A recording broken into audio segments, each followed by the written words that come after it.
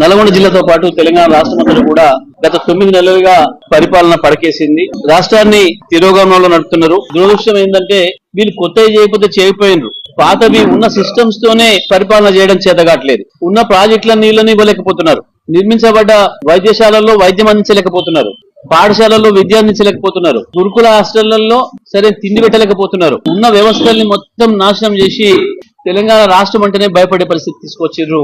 ఉన్నాయి కూలగొట్టడం తప్ప కొత్తది నిర్మాణం చేసే ఆ ఆలోచన గాని, ఆ తెలివి గాని, ఆ శక్తి గాని ఉన్నట్టు కనపడడం లేదు ఈ పరిపాలకులకి. నల్లగొండ జిల్లాలో ఉన్న ఇద్దరు మంత్రులు కూడా ఇద్దరు దద్దమ్మల్లాగానే ఉన్నారు. ఎవరి డిపార్ట్మెంట్ తోని ఉరగబెట్టిందేం లేదు. ప్రత్యేకించి నీళ్ల విషయంలో, సాగర్ నీళ్ల విషయంలో కావచ్చు, కృష్ణా నీళ్ల విషయంలో, గోదావరి నీళ్ల విషయంలో ఇద్దరికి అవగాహన లేదు. నీళ్ళని సముద్రం పాలవుతున్నాయి మన కండ్ల ముందే, కానీ పొలాలు మాత్రం ఎండిపోతున్నాయి. గత 60 సంవత్సరాలు వీళ్ళ పరిపాలనలో ఏం జరిగిందో 2014 ముందు మళ్ళీ ఈ 10 నెలల